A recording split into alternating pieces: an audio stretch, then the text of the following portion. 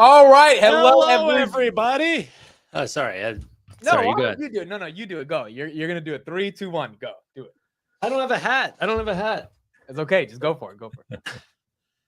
Hello, everybody. Welcome to the Admit Kukrasia show. The bricks are real. The audience is hyped up, and we're here to invest in Robinhood and Palantir. Okay. I just got out of my car. It's self-driving. I don't know if any of you guys know it. It's called the Miracle Whip. And I'm trying to think of a pun. There'd be a pun in here already. The intro's gone on so long without a pun. I butchered it. Anyway, love you, Amit. Go on. Wow. We're here. In the hood. Robinhood Weekly, episode number 6. 6 weeks of doing it. It's in the next 40. I'm trying to do the math. How do you get to 52? 46, right? Yeah, 46. 46 weeks. Dude, this is why I'm a speaker. I'm not a mathematician. That's it. In the next 46 weeks, it'll be 1 year. We're here. We're live, folks. We got a lot to talk about, a lot to get into. First of all, how's your guys' weekend? Good. Brief, but good. It's nice to have a full market week back. It's been a while. Yes, agreed. Tanner, how about you? Man, I'm happy to be back. It's been like too many holidays. The holidays was fun at first, but now I'm like, all right, let's just get back into this swing of work. And admit you didn't even take any time off, but well, no, Thursday I took off. I took a little bit of time off, and I agree though. At Christmas, all that stuff, like I'm ready to get back into the swing of things. And now we got a bunch of weeks in a row covering the markets. Today's gonna be an important one. I was actually gonna come up with some topics for us to talk about that I've had in the back burner of like things that would be good discussions on like the future of Robinhood, because I didn't think there was too much news. And then all together today, we got a bunch of headlines. And so there's a lot to dive into, a lot to discuss. I think we got to get started with the big headline of the day and get that out of the way. And I guess to get started, I have a question for both you guys. Have you ever received a parking ticket in your life? No. I have. Wait, hold on. Roy, you've never received a parking ticket? No. What about a speeding ticket? I have, and it was totally bogus. I'll let you know. Driving up the steepest hill in town in an old truck that didn't shift gears right, and they clocked me going 20 miles an hour the speed limit. Outrageous. Okay, Tanner. Parking ticket once, speeding ticket more than once, but on the advice of my attorney, I actually do think this is more considered a speeding ticket than a parking ticket. They were going too fast, so they got penalized. But all right, so let's get into it. Robinhood, this came out after hours. $45 million securities violation fee. The SEC giving a nice little middle finger to them before Gary Gensler resigns. Robinhood has agreed to pay $45 million in combined penalties to settle administrative charges by the SEC that violated more than 10 separate security law provisions related to their brokerage operations. The two Robinhood entities also had a long-standing failure to maintain and preserve electronic communications, which is the reason for why they ended up having to pay this fine. And the fine cites 2020 to 2022 in particular, where these errors were made, and it was for at least 392 million transactions, probably options, equities, crypto, all that stuff. And Robinhood had to pay a fine for that. I've got a lot of thoughts on this, but I guess we'll start with you, Roy. What are your kind of raw thoughts when you saw this headline? The stock really didn't care about this headline. And do you think this is a bear argument for Hood? Yeah, we should sell it all immediately. And clearly Robinhood is the only one that has done this sort of thing. No other brokerages at all. And it's also not the SEC's fault. Except the opposite. Yeah, I was looking, I was like, man, there was something that happened last year. I couldn't even remember the month. That was just a blip. And I was like, it's not even worth posting or even talking about. But same sort of thing, actually exactly the same thing. 26 firms were cited, they're settled rather than cited, $350 million for the exact same thing. They settled in August and doesn't get the headlines. The Robinhood one does. I wonder why. I wonder why. Tanner, your thoughts on this? Yeah, I mean, I had comments about this on X saying, you know what, this is Robinhood doing Robinhood things, and like Roy had to show that off. Like it's completely widespread, and it actually, I think those 26 firms, I bet you if you were to look into it, were all dealing with Apex FinTech because they had a big widespread thing where all their clients were hit. SoFi being one of them, with bad record keeping. So this is one of those things, however, that I assume lands on Q1 exclusively. And if crypto volumes, like I'm seeing, is slowing down versus December, I think that this is just another little notch in that Q1 as a comparable versus Q4, where it just makes it that much harder to get that EPS out. And so it does suck. Like this is essentially the same amount of what maybe contra revenue is going to be on. So imagine 2x contra revenue. 90 million of expenses, essentially, that is just for Robinhood growing at the speed that they're growing at. Now, people do not need to worry about this happening again, in my opinion. If you look at the dates, this is all between somewhere around November of 2019 to July of 2022. These are all old, but yeah, it's just another expense for Q1 as a comparable to the rest. In terms of the greater wealth transfer, this is nothing. Yeah, I would agree. So to me, I mean, my take on this was actually, Roy, you want to share something real quick? I was just going to show it's multiple clearinghouses. They actually cited what they investigated. So this is what they mean by entity. They don't mean like Robinhood directly necessarily. That's why it impacted so many. They also noted that separate settlements were done even by like Truist. So very, very, very widespread above and beyond the 26 names. But Ameriprise Financial Services, Edward Jones, here's Apex Clearing, who investigated it, and just a lot more information too. And they're like, the other thing with this too is they're largely just patting themselves on the back, kind of like, I know it's not a real thing in all jurisdictions, but it has been a real thing, at least in the past, where, you know, police officers are like, hey, we've cited this many tickets. Look how good we are. And it feels a lot like that. You know, a lot of times those that are in authority love to be able to do that, and or of course flout their authority. And that was certainly done under the Gary Gensler administration of the SEC. And with this widespread, you know, of an issue, I don't think it's, you know, 30 something firms getting lazy or wanting to flout the law or anything like that. Very likely it was very confusing regulation and direction by the SEC. Very great. Which, you know, it's kind of like if you're a kid and your mom says to do all these different chores and some of them are mutually contradictory. Yeah. It's like, well, which do you pick? And you ask, and she doesn't respond and text back, and you ask again, and she doesn't. And you're like, well, I guess I'll just figure it out. She comes home, you get in trouble because you picked the wrong chore, or it was just an impossible situation. That's what this is. Yep.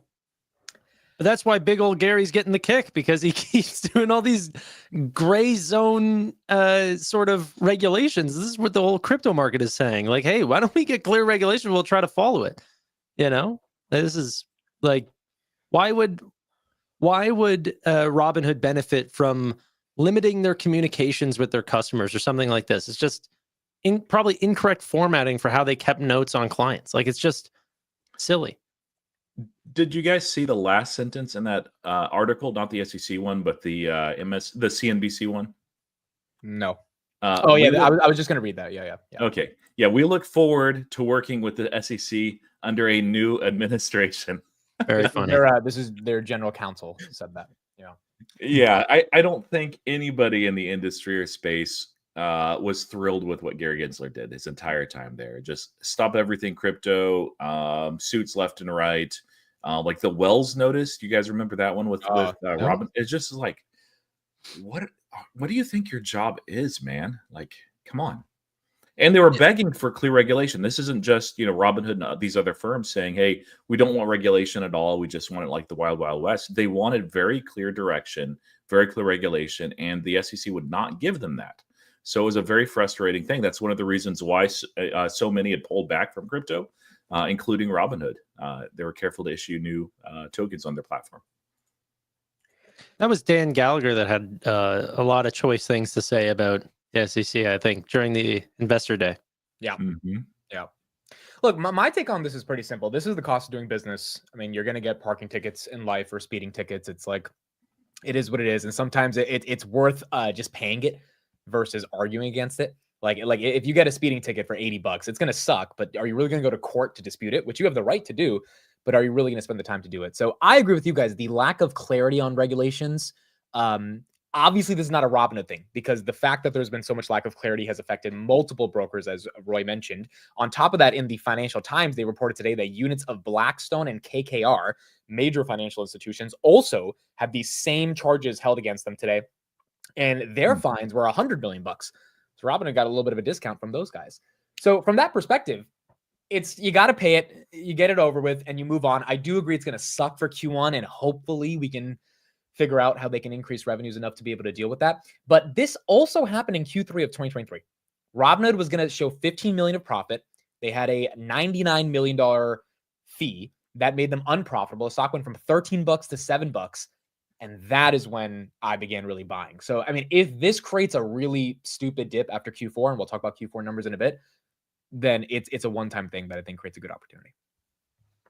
Do you think there would be that much of a discount, or do you think there's too large of a spotlight on Robinhood for it to crash over such a short period of time? Like going from the hottest quarter to a miss on earnings potentially next quarter? Analysts will be able to price this in. This is not an out of nowhere legal fee, but yeah, and we'll talk about Q4 in a second, but this is gonna be for Q1. I doubt it would affect Q4, which means I just mean like coming off of Q4 into Q1, like you're gonna see such an amazing quarter. Yeah, expectations are gonna be sky high into Q1. Do you think that once we see Q1 numbers that the sell off is going to be that 13 down to 7, or even last quarter was a slight miss because of legal fees? There's a world where that could happen. I mean, there really. I think that should just jump us into Q4 discussions, because that gets into Q1. So Hood got 2 new price targets today, upgraded from JMP 53 to 60 and Barclays 49 to 54. That was cool, but then I checked the earnings estimates, and it was 654 million a month ago, then 820 million, then 880 million a couple weeks ago with the episode with Joshua. Today it's 930 million. So I think all of us need to be prepared for a massive Q4. But the problem is, as you said, Tanner, if January numbers are kind of and we've got 80 million or 90 million of contra revenue / legal fees to pay. Here's the question. Do you think the market fades a really good Q4 because they know Q1 might not be that good? Yeah, I think it's hard, right? It's hard. It's real. I don't think anyone, because like after you do $1 billion in revenue, like you should get some momentum. But if the next quarter sucks and we're pricing in future growth, I mean, what do you do? I was even talking to you guys after the show ended last episode, and I was like, hey, like I don't mean this sincerely, but like, should I potentially try to trade this? Because I do actually think Q4 will be stronger than Q1.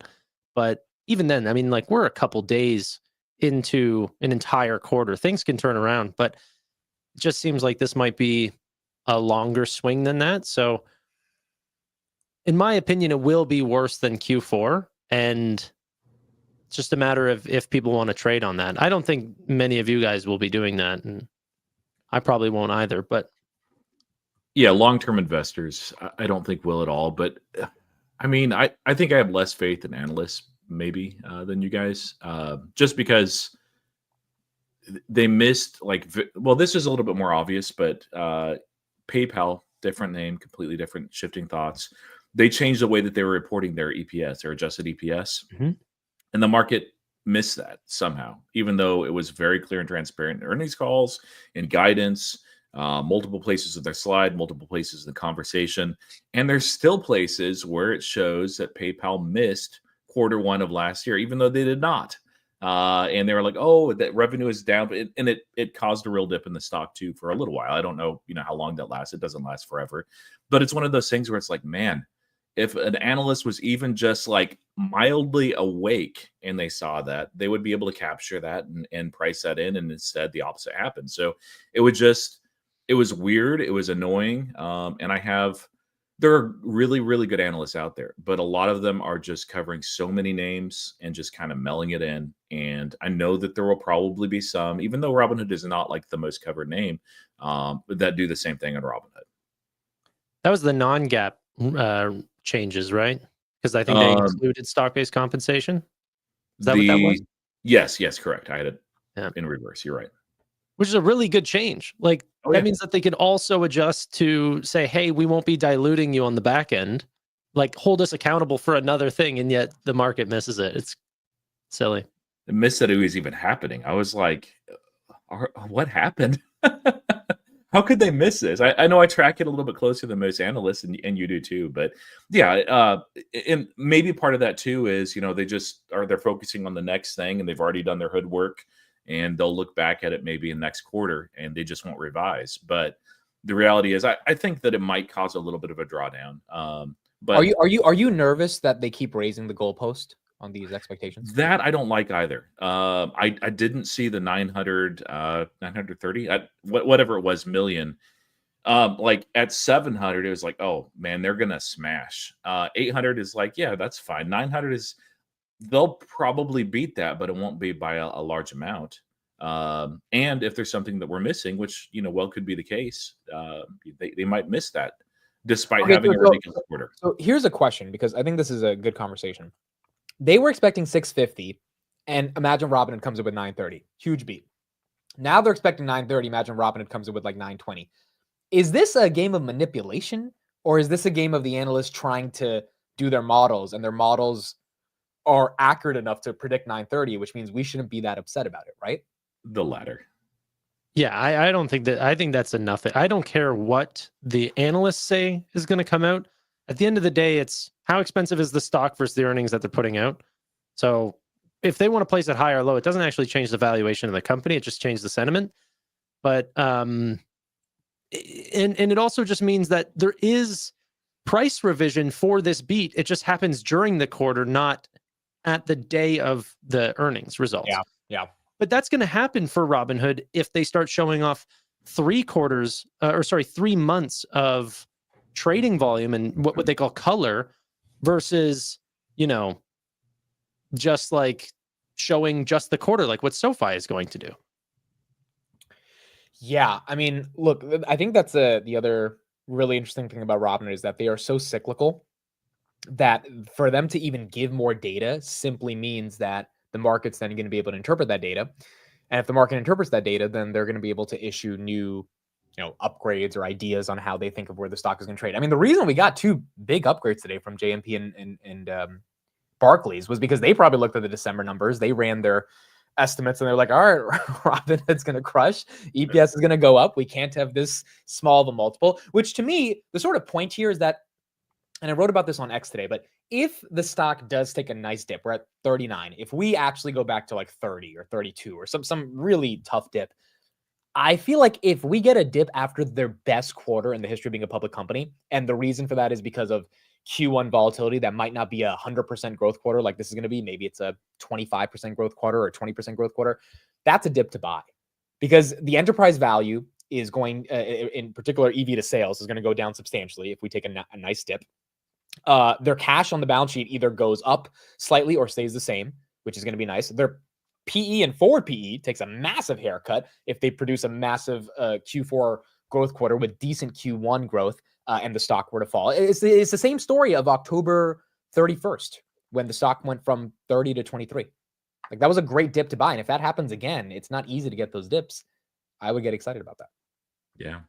Yeah, I'm really hoping too that they'll actually post a little bit higher revenue than expected. Not only just for the beat, but it looks really nice when you have 100% revenue gain year over year.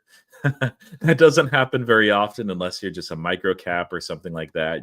So that I think that will. That's the number, Roy. We have to get 934 to get that number, and that'll get so much attention, more so than 96%, just because psychology. It's like, whoa, it doubled its revenue, like literally doubled. I mean, maybe they'll round up if it's 99 or 98, but if it's 93, 93, not bad. Let me just say really quickly, it's gonna happen.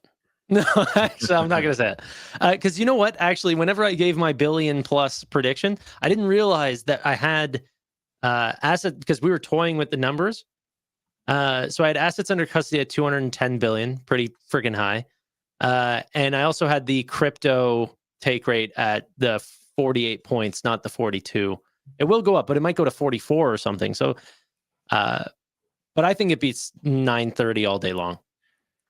Yeah, I got to raise I said 927. I've got to go to like 935 now. I have to, because like if the You analysts have to be say more bullish 930, than Wall Street. That's what a lot of analysts do, though. Like the price target is the clickbait for YouTube. You put that in the title, you get them to read your report or buy their report or whatever. Somebody else raised. Well, I better raise too. Or the stock is going up. Nothing has changed. I better raise my price target because it just that's the way the business works. Not everybody, but there's a lot. Let me ask you, Amit. yes, Because you're asking me, does Q1 weakness over the course of 13 potential days, and it might not even be true, but let's just say it is. Are you still buying this dip, or this name? Let's say, dude, I've been waiting for a real dip. So yeah, I'm kind of like, look, if Q4 is I don't really have any anxiety. This earnings is the least amount of anxiety I've had going into Hood earnings. And part of the reason a lot of people know, like my personal situation, I had a lot of options on Hood. I sold those in January. So now I still have some options. They expire in 2026 and I have a lot of stock. So for me, it's like the anxiety that they have to get over a certain price for me to sell the option and make money, or else the theta decay kicks in. Is like none of that's there. So if they go back to 20, dude, like, please, like, I don't care. I will buy it as hard as I can. The question is, where is the market going to allow them to fall? And it's been very resilient, even with all the volatility we've seen over the past couple of weeks. I mean, this thing is really not leaving 40, which tells me that the market's getting ready to give them a really strong Q4 because they know Q4 is going to be good. And then the question is, if January numbers are decent, which I think they will be, is this go to 45, 50? Like, where does this end up going? I would really, we know that the results are going to be really, really good. It's not the worst thing in the world, and I'd actually be very excited for it. And I've wanted this opportunity before with Hood as well. And Hood is the only thing I bought. I'm actually even exercising my last option of Hood, $20 call next Friday. Just made sure that I had it checked on automatic, because usually I don't. Usually I sell them before. But the best case scenario for us longs is not that Hood has this fantastic beat and then the stock is off to the races. The best case scenario is they have this fantastic beat and there's something weird that doesn't really matter, that the market doesn't care about, and it tanks this thing down to like $26 a share. I'll buy a lot of leaps at $26 a share. Yeah, I might even buy some leaps at $26 a share. Oh man, yeah. Tanner, have you ever bought call options on anything before? No. Do it. Okay. Peer pressure. Yeah, I mean, I thought about buying call options on Nubank, especially whenever it crashed from 15 down to 10. But dude, you used to buy some leaps on SoFi, bro. Like, if you think they're getting to 25 or something, I don't know. I have leaps on SoFi. I think Roy has leaps on SoFi.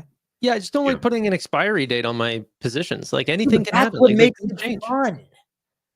That's where you get the anxiety. That's the fun part. And it's not for everybody, but where I like to do it is when I have a company that I believe in long term. I want to be in it long term. Well, I guess Hood, I thought it was short term, but ended up not working out. But for SoFi, for Palantir, for PayPal, which I even made a little bit on that, surprisingly.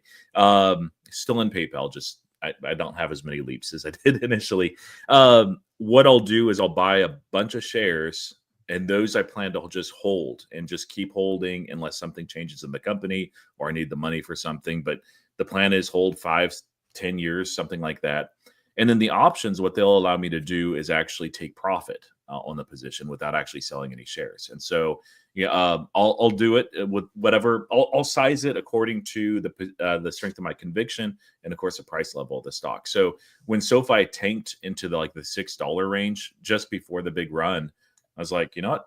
I'm going to double my leaps position, and I have a lot more in leaps for SoFi than in shares, which painful when it draws down, but it's been a really nice thing. So with Robinhood, like I have a lot of conviction. I don't own any leaps right now because I see it in or near the fair value range. I want to buy leaps on a name that I have long-term conviction in, strong conviction in, but that I also see as fundamentally and unquestionably undervalued. And there's not that many names out there. SoFi when it was in the 6s, yes. PayPal when it was in the 60s and 70s, yes. I bought some Nubank just because, like you said, it really collapsed, and I was like, man, this is too much. And Robinhood at like 26, 27, maybe 28. We'll see what the premiums look like. I don't think that'll happen, but if the market wants to give us that, okay. But because we got to remember, Robinhood's market cap right now is 35 billion, and they have 5 billion in cash, so enterprise value is 30 billion. If they get to freaking 28, as you're saying, Roy, their market cap will be 24 billion with an enterprise value of 19 billion. It's going to be a screaming buy. Yeah. But I feel like we would have to have so much turmoil to get there because it's not going to be HUD specific. Yeah, and we've seen that in the markets. I mean, there's been a pretty good drawdown. It's not quite past the 10% mark, and we may not get there. We might. Like it's uncertain. It's not too unexpected. The last I was looking at charts. The last 4 previous earnings cycles. So this is the 5th in the row. We've seen weakness in the market about the same time, right before earnings, and then even during earnings season, and then as earnings are actually turn out pretty good. And there's other catalysts too, but the market is like, oh, okay, so we're still growing then. So all right, we'll keep going up. So it's not a huge shocker, but if in combination with some Robinhood thing that just gets attention and the market pulling back, like it easily could, fall into the 20s. That's fine. I'll buy that dip. Yeah. Yeah. So overall, 45 million from the SEC, nothing burger. And we'll see tomorrow if the stock reacts to it, but as of now, it kind of doesn't care. Yeah, I don't think they're going to care at all, especially because Q4 is so. I just wish it fell on Q4 shoulders. Like then it would really be nothing. Yeah, 100%. Q1 will be the beginning of much harder comps. Q4 is kind of the last of the. It was okay. It wasn't great. So yeah. So we got what 2.5 million from the Jan 1 Bitcoin giveaway. Mm-hmm. And then we'll have to see how much they actually bring on. Hopefully we get some color for that. Maybe Vlad comes on the Robinhood Weekly or something to try to tell us like their marketing plans for Q1 or something. That's 100% like my wishes and not I'm not trying to allude to anything, but well, dude, that's another thing because if HUD takes a massive dip for whatever reason, they already told us they're doing 3 events this year. Which means we know they're going to add more shit to gold. We know they're adding more shit to crypto. And then the third event, Legend. They're going to probably add more stuff to Legend. And then on top of that, they have a Trade PMR acquisition closing and a Bitstamp acquisition closing. So there's 5 major things happening over the course of the next 6 to 12 months that are all going to be tailwinds and catalysts for the company. Which, again, if the street wants to give it to us under 30, like be my guest, because there's just too much they're doing for, I think, for them to stay at those levels. Yeah. No, that's the one great thing about Robinhood is even though the markets that they're playing in fluctuate, they will enter more markets. So and then if we really get a dip, management has 900 million. That's like, right. Dude, it's one of those stories. It's Crossroads is the golden confluence, right? Mm-hmm. There's so many angles. If the stock dips, they have money to do a buyback. Why do they have money to do a buyback? Because they're getting so much in deposits. Why are they getting so much in deposits? Because they're executing so well on getting people onto the platform. And it's still, and I still think it's relatively cheap or closer to fair value, but it's nowhere near egregiously overvalued at $39. No way. You know what is interesting though? I worry about. I don't worry, but it's just another thing that I'm thinking about. Like, what would happen if Robinhood went into Latin America? Would they get the customers that they think that they would get? And I thought about it the other day. Like, I've been wanting them to come to Canada so bad because this is their international plans to expand here. Yeah, and there has been so many updates from big names here in Canada. To be honest, I don't think I'd switch. Like we finally have some pretty good competition here, and they're moving very fast. And it's like, I don't know, like the competition's getting stronger. So Robinhood will need to get even more. You would switch. You would switch. I don't know. You would switch. No, the reason why you would switch is because Robinhood is the best mobile app on the planet. And you know this. You already know this. I was actually thinking of this take over the weekend. So Vlad responded to this tweet. Who uses Robinhood? Is it a good investment app? I'm a fan of it. And I said, Vlad said, I'm a fan of it. I said, it's not close. What mobile app is better than Robinhood? I'm not saying Robinhood has all the features. I know they're missing a ton of stuff. But in terms of pure mobile app, if that's what you care about, Tanner, which maybe you don't care about that. But let's say that I don't care about. I care about money. No, but let's say you did care about that, or a lot of Canadians care about that, right? More than just like the desktop version. I think it's pretty simple. A lot of people would switch because it would just be a better experience. Yeah, but this is another thing that I always think about is how many people get in so Nubank, one of the things that the CEO talks about why they benefited so much is because they said the experience went from 1 to a 9 or a 10. But if you have an 8, do you upgrade to a 9? Do you worry about because the frog leaps in technological or like UI would be amazing to switch. But if you go from 8 to a 9, is it worth the switching fees or just the switching cost of time? Do you think there's platforms in Canada that are 8s right now? Bro, okay, I don't want to give out any names, but there is a company here, I'm sure you guys could think of it, that is killing it. I'm getting a closer relationship with them. Like I'm Wealth Simple, that one? Yeah. They're just they are running right now, and it's super exciting. You have their app? Is it a good app? Yeah. Well, I mean, it's an okay app. They're not the greatest experience, but what I like about them is they're going more the SoFi approach. So the banking experience is getting caught up. They're going after SMB soon. Like it's going to be that whole experience. Like if I have my business here, my money here, I do all my payments here, why would I switch for better charts? It's not me.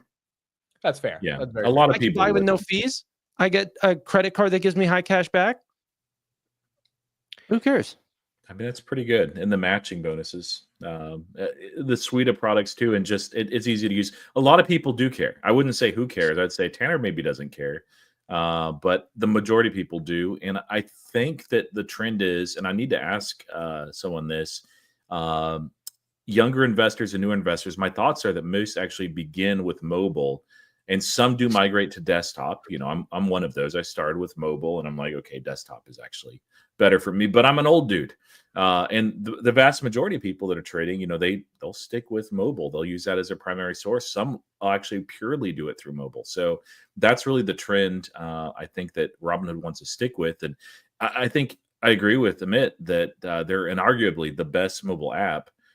Desktop, you could say that there's some competition. I like Robinhood Legend, but and they've added a number of new indicators on it, which is great.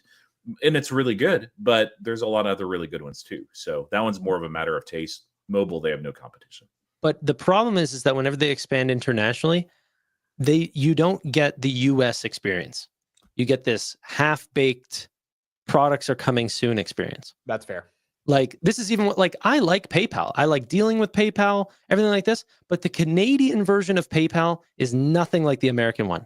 We get this half-baked, no charge cards, terrible experience. And so I don't use PayPal really for, my business because I have no way to spend out of PayPal. So I you guys have all these amazing features in America. And then whenever we get these half-baked solutions, people don't switch them. They choose the homegrown versions because we actually get those products. Like if Robinhood comes over, we don't get the Robinhood card with that. That's not going to come. Well, that's the problem with new geography. So you have a good point there. Like it's going to be hard to beat Wealth Simple or Trading 212 in the UK if they can't offer the full suite of experiences. That 100%. You're not going to get people to switch and they're just not going to leave. But if you're a new time user in terms of their mobile experience, granted, most of the features are there. I do think it's going to be one of the better experiences, and it's only getting better and better and better. Like Schwab, Fidelity, they're not good mobile experiences. They're probably better products from all the different features they have, but they're just not better experiences yet. And the cool thing is Robinhood can catch up to them, but they can't reinvent themselves to be like Hood. Yeah. And that's where I think the growth trajectory comes in. But you're right. Internationally, you know, the UK launch hasn't really been a thing yet. And so in Singapore, they're going to have to really launch, you know, meaningful product, not just a half-baked one. Well, Yeah, they the thing did that's so mention funny that in Hong options, Kong. options, ISA, and SIPs are all launching in the UK this year now, not next year or in 2025. So Yeah. so it'll become real. So speaking of Hood continuing to get users and assets, we have the IRA rollovers that are officially back. So Robinhood is now offering a 2% match to IRA rollovers for gold members. This means if you have $1 million in your IRA, you can get 20,000 to bring it over onto Robinhood. You have until April 30th to do this. I believe you have to keep it on the platform for 5 years. I've gotten a few messages already from some people saying they've already brought over 6 figures. Roy, we'll start with you. Implications of this going into the next few quarters for you. Yeah, we're going to continue to see the retirement assets really ramp. That's something that's very stable, that doesn't tend to move from platform to platform often unless you have opportunities like this. I think the goal is bring them over. Of course, to retain that bonus, they need to stay with Robinhood. I believe it's for 2 years to get that full bonus. And they hope that they'll really like the platform, that they'll see all the benefits there are from being Robinhood Gold members. And then as a result, they'll be like, hey, I like this. I'm not switching. It's kind of like Tanner with his inferior Canadian knockoff of Robinhood. It's true. It is inferior. It is.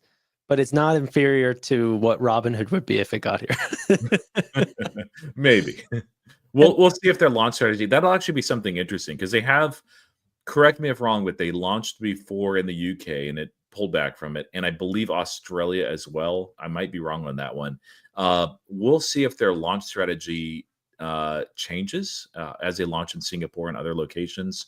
And then also if they accelerate those additional products, or if it's a, no, we're not going to accelerate. We're just going to make sure that we do things deliberately. We'll launch the platform, get some people used to it, make sure nothing breaks. Then we'll launch this product and we'll do that. And if it'll be very methodological.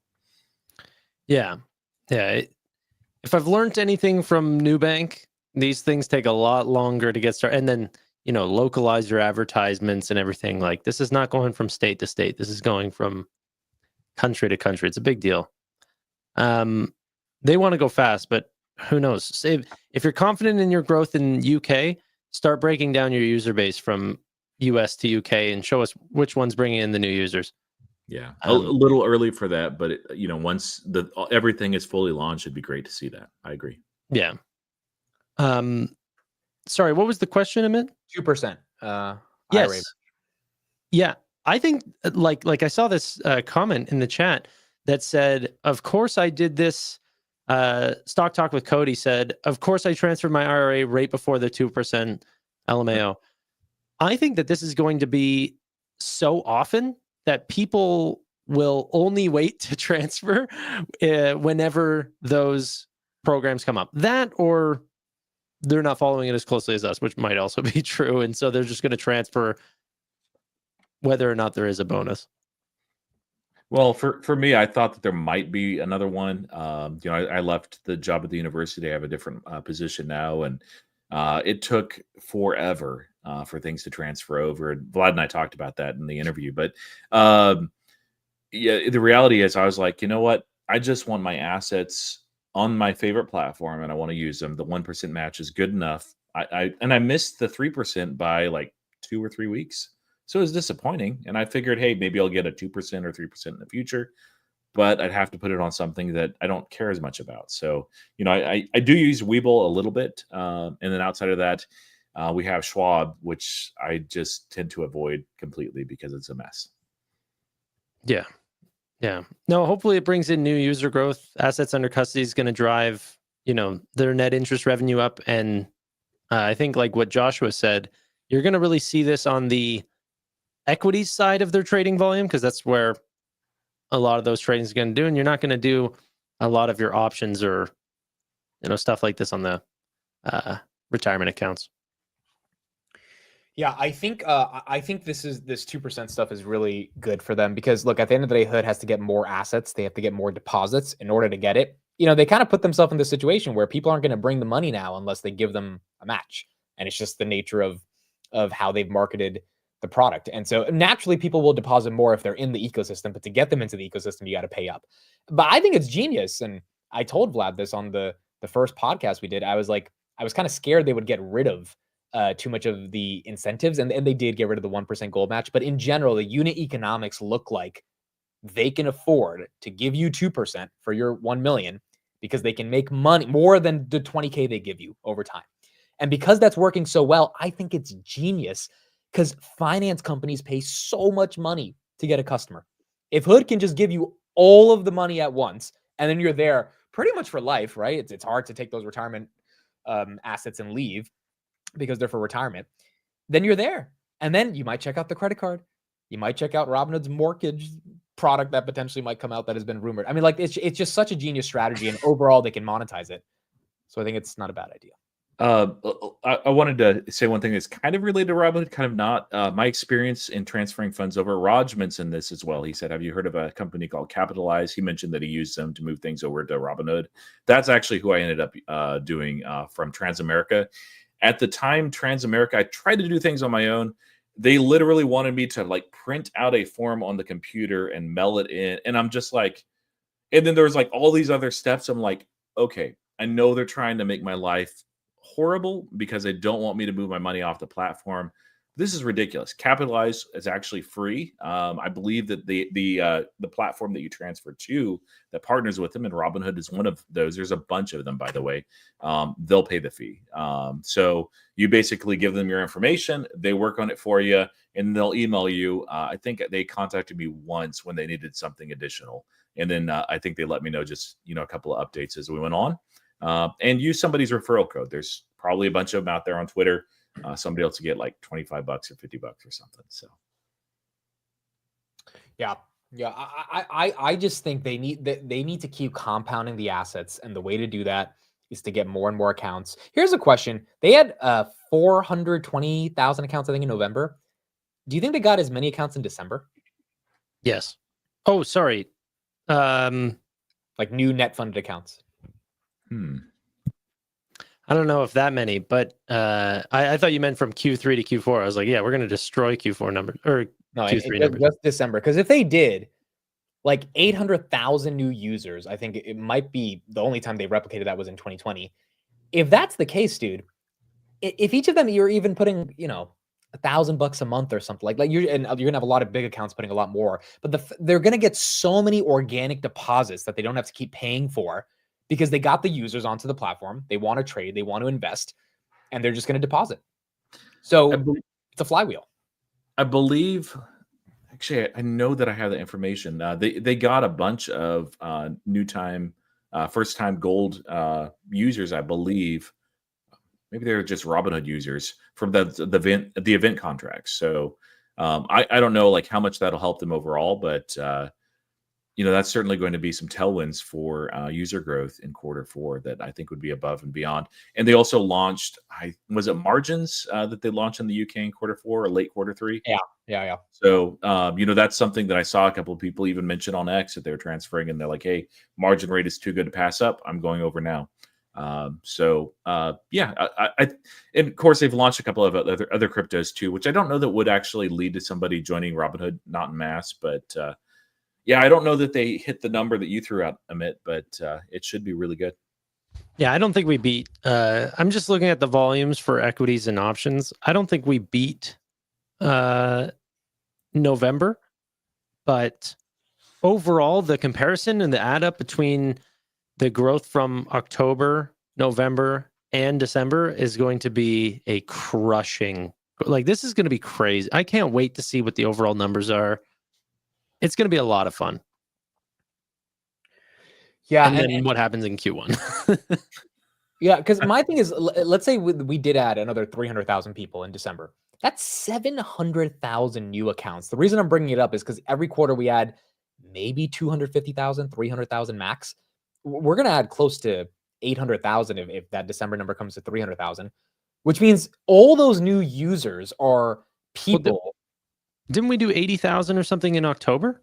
Yeah. So if you get 780, right? If we get 300 Yeah. December, 400. So, and I think we got 420. So round up to like 800. If we get those 800,000 users, that is a massive step change by about 2x in terms of the number of users we get per quarter. And I'm curious to see, are those just random people that signed up because they saw NVIDIA going up and they downloaded whatever investing app they could find to put $100 into their brokerage? Or are those people where they're legitimately every month dropping in a couple $1,000? Because if that's the case, we're not going to have to pay that much for deposits over time, because you're just going to have so many like Schwab, Fidelity gets so many deposits every day because they have, so many millions of users that just use those investing products every month, or they have like a deposit scheduled every single week. If that happens with Hood at this level and they're only at 200 billion in assets, I mean, maybe the path to $1 trillion in assets isn't as far away, but it depends on how many users they can keep growing. Yeah, I think once the credit card becomes more stable, I guess, in terms of the amount that they can roll out and the user base that's growing there can be these much stickier customers.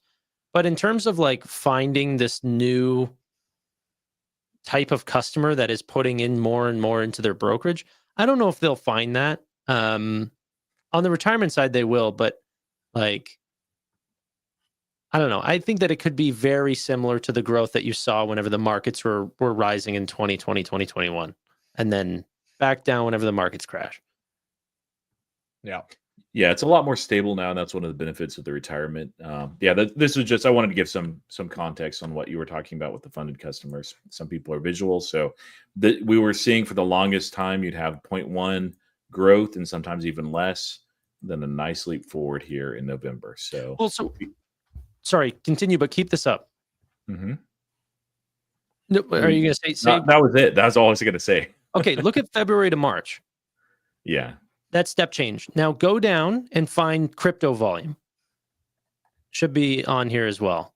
Yep. March. Yeah, there you go. It's wild. So this could be a lot of new crypto people. And so if it is new crypto people, go back up to the customers and remind yourselves what the trading volume was for December as well.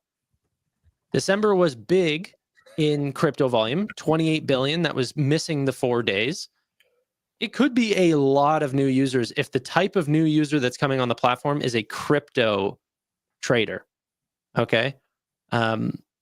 Very, very exciting knowing that the new crypto users are coming to Robinhood, not Coinbase or crypto.com or what have you. Yeah. The year over year on crypto is going to look really stupid. This is why I think the stock's holding 40, bro. Because like everyone knows this shit's about to go wild in Q4. And Q1's whatever. We'll deal with that later. But yeah, it's amazing that, the long term, like no matter what happens in the short term, demographics are really on their side. Their rollout plan internationally, the new products and everything. In short term, they have a lot of tailwinds too. So it's one of those nice things where you're like, oh yeah, long term it'll work out. Probably also in the short term. Very good. That's one of the reasons why, like, it's still this week I thought I might deviate from it, but I haven't. The only thing I bought so far is Robinhood. I came close to buying some PayPal, but just Robinhood so far. I guess last topic here is Legend has some new indicators. Tanner, any thoughts on this? Cool. So I'm sorry. Is that how you flirt? Cool. Is that how you flirt, Tanner? Cool. Man, I came here with a video that I wanted to show you because I thought that it encapsulated your dating life, but I didn't remember to save the link and my copy and paste got overwritten. So I freaking lost. I can't find it. You have to find this thing. I'm going to try. We have to watch it. So the nice thing about this, and I know this because I recognized a couple of mentions on this, and maybe they were coming, maybe they weren't. But Robinhood, Vlad, who is the face of Robinhood, he's a CEO, has mentioned a couple of times, and also posted on X and gotten a ton of feedback on things like this, like what is Legend missing, and they actually listen. They actually do, because they want you on that platform. They want people that are not using it, that are active traders, especially, to use it, and they want to grow it into a really where the mobile app is. They want that kind of experience where it just dominates the market. It has such a brain space that it gets the headlines whenever something major comes out on the desktop side. They have work to do. They know it, and so it's nice to see that they're listening to feedback, that they're kicking those things out. They're not taking, like 3 years to do level 1 options or something silly like that. But instead, they're just going for it. They're able to launch it, and it works. I haven't tried it out yet. I need to. That's very new news. But yeah, it's great. What do you think, Amit? Yeah, I think this is good. The problem is I don't trade enough and I don't use technicals enough to get super excited about this. I just want to stream with it, and Legend's not ready yet for me to stream on it. But I think it's good. It's not bad, right? I think it's going to get better and better and better.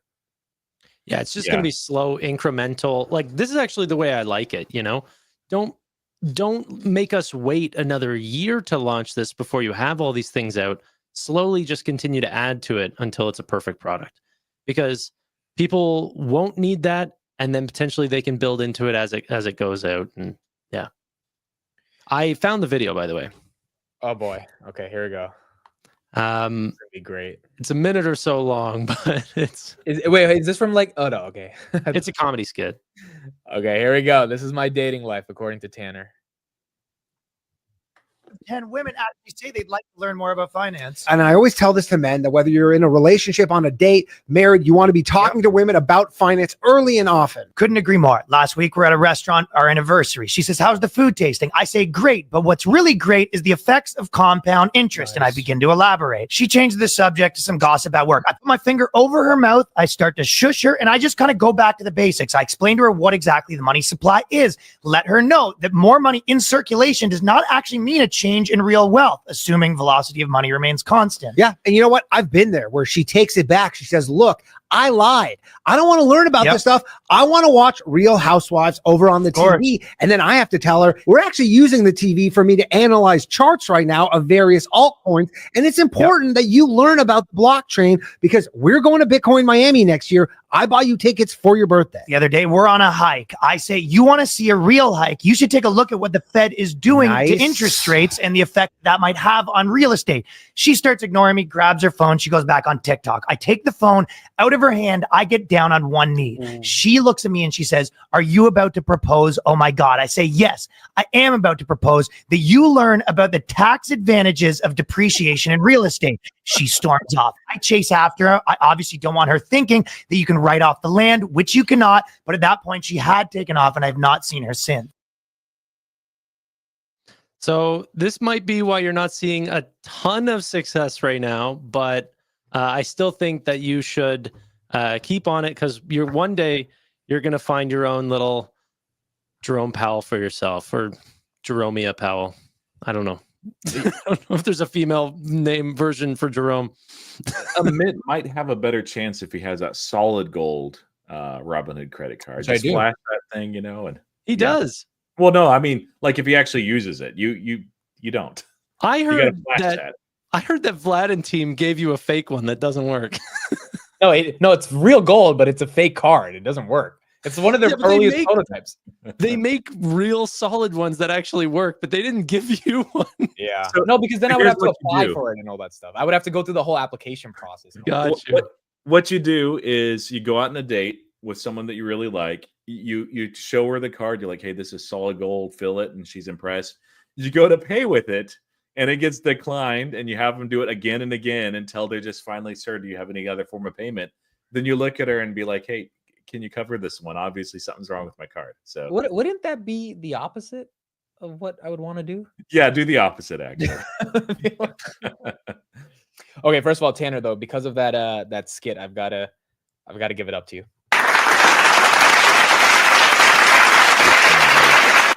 That was good. How long have you had the soundboard for? I've had the soundboard for approximately 9 hours. Okay. And I'm obsessed with it. I think we need to figure out what are the best Vlad sound bites so I can clip them and put this into the soundboard. You're not the only one with a soundboard and effects, so just saying, I can also do this.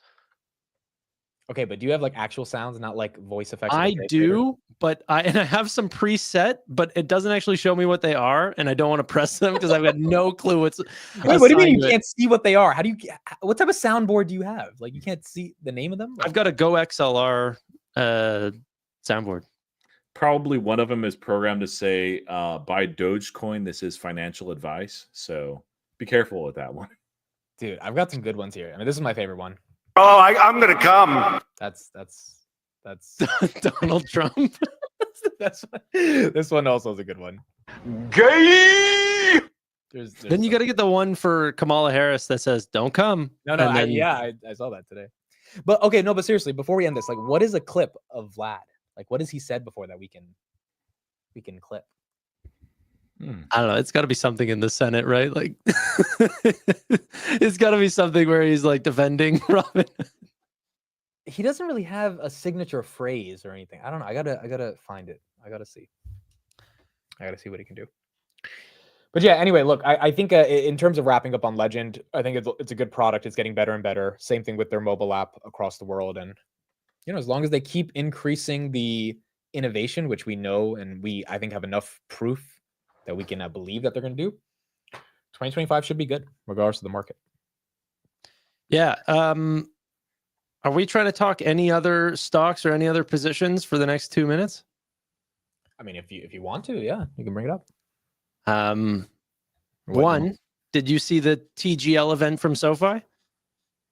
Okay, golf so simulator I thing? saw you hyping this up on Twitter, and I'm confused why you guys are hyping this up on Twitter. But yes, I did see this. You're confused as to why I'm hyping it up? Yeah, you guys were like, "Oh, their logos everywhere." Yeah, they bought the rights to the entire sporting league. Is that going to actually increase growth? That is my question. It will. So Will it actually increase growth, or is it just look nice? That's my It will. question. That's why Robinhood has 3 jersey patches that they've sponsored. Yeah, but Right. in all honesty, none of us like the NBA idea. Like, it's cool, but none of us really are like, yeah. I haven't that's talked me. to you about that. So I in the Miami Summit, I actually talked to the marketing guy. He's leading my marketing, Michael, and just he didn't, you know, there's a lot of things he could not say, but basically he's like, yeah, the ROI is absolutely there. It seems like that was, you know, as far as the return on their investment there was going to be the best way to do that and be able to break into that new audience. And they said, yeah, it was even better than expected as far as that return. Something along those lines. It's a paraphrase. So I was surprised. You know, I'm not a huge NBA guy at all. So, you know, that's probably part of it. But I enjoyed hearing that, certainly. And, you know, there is a reason why, if you look at sponsorships for stadium naming rights, jersey patches are relatively new. Anything like this where you're sponsoring like an entire sport, predominantly it's financial institutions that go after that, just because they know a big aspect of why people choose them is that name recognition, because unless it's negative, but even negative is not too negative. But you've heard of them before, instead of like some company you've never heard of before. Why are you going to put money in there? Why are you going to put your personal information there? And you know, of course, the more that they build that name recognition, the easier it is when you're like, oh, they're giving me this offer for this personal loan, or I can refinance my student loans, or I can get these better rates on these products. You'll actually look at that instead of, you're like, who is Chime? What do they do? And Chime's, you know, decent, but I'm just saying it doesn't have that same recognition. Something in your brain, whenever you do go to look for your next bank or mortgage, is going to see that logo for SoFi and just go, I know that brand. I know that company. I trust that company, rather than the companies that you don't know. And so I don't think there's this massive audience that stops what they're doing in golf and goes, okay, it's time to switch banking. I just think that, like, who is Anthony Noto, the CEO of SoFi? He's the ex-CFO of the NFL. If anyone understands the sporting venture and how positive it's been for their advertisers, it's him. And so that's why I really think that they're going very heavy into the sports advertising, is because Anthony Noto personally knows it. Not that it's the most effective per se, but that that he understands the KPIs that are going to get him to a successful potential payoff in their advertising budget. Yeah. And they probably got a smoking deal on this TGI thing if it works out, because it was a massive gamble on his part. Yeah, it's a new sport. So this is, some companies do it just for prestige, but I would imagine most, if not all, financial institutions, it's not about that at all. It really does generate a return. But like when Chase sponsors the U.S. Open, I get that with Serena Williams and all that stuff. The TGIL, I don't get that. And in fairness to you guys, I don't get Robinhood's approach with the NBA either. Like the jersey patches are cool, but I've never been a fan of it. And the NBA is kind of dying in terms of viewership. I agree. There's probably an ROI there. It's just not that interesting to me. So I don't know. Maybe I'm just a bit more skeptical on startups using sports as their go-to-market. Well, it's worked, and they'll keep doing it until it doesn't work on a consistent basis. But right now, it continues to work. And the gamble is kind of like SoFi. They did a sponsorship also. Correct me if wrong, Tanner, on the WNBA, and I mean it's the WNBA. But the reality is, if you're going to get a sponsorship like that and sponsor an entire WNBA, it's be a lot cheaper than doing what Chase is able to do. So the likelihood of this being a very costly deal for SoFi's name to be plastered over everything, it probably wasn't. It's new. People didn't know whether it actually get traction, viewership. They still don't know. Like, it was a initial success, but that can fade over time. But we'll have to see. Who's the average viewer of a golf game? Like this is another thing that I find is important, is if you watch, I don't know, like soccer or the NBA, a lot of the advertisements are Nike, Adidas, affordable things. If you watch tennis or golf, a lot of the advertisers are Rolex watches. Or, but why would you take your money to SoFi? You wouldn't have a private JP Morgan account already? Like what, Yeah, but potentially the online banking services are worse than what SoFi can offer you. There's a lot of very rich people that take their services to, like, the same reason why very wealthy people would take their money to Robinhood versus no. They're getting a lot of money from Robinhood to leave. There's a difference. They're not getting there because they saw the Miami Heat logo on Robinhood. Well, they also might, realize that they're well over their FDIC protection and just say, "Hey, I need another bank."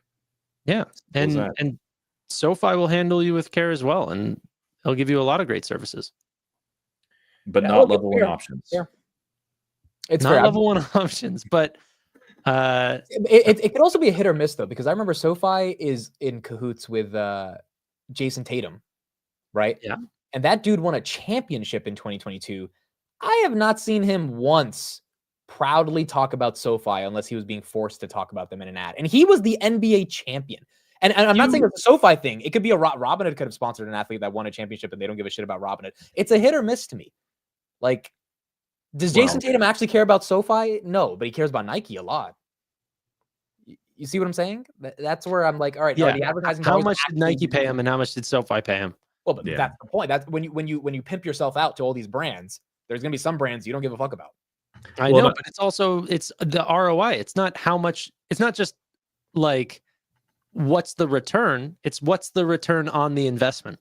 So how much should we pay for it? They're like. We could have bought the entire naming rights to the NFL. That's up for grabs, but we don't want to have that. We don't want to spend the money to say NFL sponsored by SoFi. It would just be ridiculous. Who has that? Do you know who has that for the NFL? No, I mean over the entire brand. I'm sure it's not. I'm sure there's no company that does that. Okay. Gotcha. Yeah. Look, I think SoFi Stadium is a good idea because that's such an iconic stadium. That's where I agree with you. That makes sense. And I know Noto probably paid a little bit more than he should have, but that long-term makes sense. I think got a 20-year deal or something, or 10-year deal. That's a good idea. The golf stuff, I'm just like, I don't know. And it is way, by the way, the SoFi Stadium is supposedly way ahead of course in terms of it paying off for itself than what they expected. Yeah. Way ahead. Dude, The Weeknd literally named his album live at SoFi Stadium. Like, you can't, like, that's priceless distribution, right? That's hundreds of millions of Spotify listeners listening to that. Yeah. But I said something on my stream today. I said the Palantir shareholders should sell and buy NVIDIA. What do you guys think? No. Dude, why don't you like Palantir? I don't get it. It's too expensive. I don't want to buy something at like an 8 But- peg. I get it, but like you've never liked Palantir ever. When it was No, $7, I was a Palantir shareholder. You didn't like it though. you didn't like it though. You hated I it. was a Palantir shareholder. You didn't like it. I did like it. I don't know, love, man. I love technology. I just don't like expensive technology. And that's not even true. I'm a huge fan of NVIDIA, but NVIDIA Well, is like, how much EPS do you think NVIDIA does in 2026? I mean, I don't want to give estimates, but I think Because that's the name of the game, right? They've got to do it. which decent company chunk is of it. going to do 40% plus growth over the next 2 years? Is it going to be Palantir or is it going to be NVIDIA? Porque no los dos. Yeah, Give me look, I see a path for Palantir. Okay, do we want to go up to 50, 60%? Where does 50 is not Palantir happening. drop off and NVIDIA doesn't? I think 40% is possible. 50 is a little aggressive Yeah. to get there. Yeah. I think 40 is possible. You'd But have to NVIDIA is have the more Doge or guaranteed name. something. You'd have to have Doge adopt Palantir as a whole thing and all that comes from it. But I don't think that's happening. Yeah. Look, I look. Palantir is expensive. We all know it's expensive. It got a 20% haircut to start the year, so it's not like it's staying as expensive as it was. The question is, in February 3rd, we'll see. We got the date today. Can they guide for 35 to 40%? If they don't, maybe we get another haircut, and maybe that's okay. If it comes back to 50, 45, maybe that's okay. I wouldn't mind buying more at a cheaper price, but I also know that because of all the tailwinds that exist, it doesn't have to get back down to that price, even with a less than stellar earnings growth guidance. But why don't you buy the company that's cheap today, and then if the market sells off, then it'll get cheaper? It's a good Because- question. NVIDIA seems like a buy at 130, and It it'll does. seem like a better buy at 110. So June actually had a valid question there, Tanner. She says the real question is if NVIDIA or Joby does better. So I'll put my money on NVIDIA, but I wish Tevis the best of luck. do you know about that, Amit? I know you guys are having your bet back and forth. And Tanner got Tevis good payback his Unity given to him before. No, I believe in it. And he's like, oh, he believes in it so much he owns no shares. And he's like, hey, own $100 of Joby. Here's my thing on that NVIDIA point. I think NVIDIA is cheap at 130. The problem is I can't explain NVIDIA as well as I can explain Palantir. And I know software is going to matter a bit more than hardware over the next decade because that's what makes AI useful. And I know NVIDIA is getting to software, all this stuff. But I do think I can explain Palantir. NVIDIA, I don't think I can explain. I can kind of explain it, but can I really explain it? And that is one of the other hesitations I have to just buy NVIDIA. Unless I'm just buying it without caring about it. And when I have a new position, I try to like really understand it. Think about the hours that you've put into learning Palantir. Yeah. Versus the lack of hours that you put into NVIDIA. Yeah, exactly.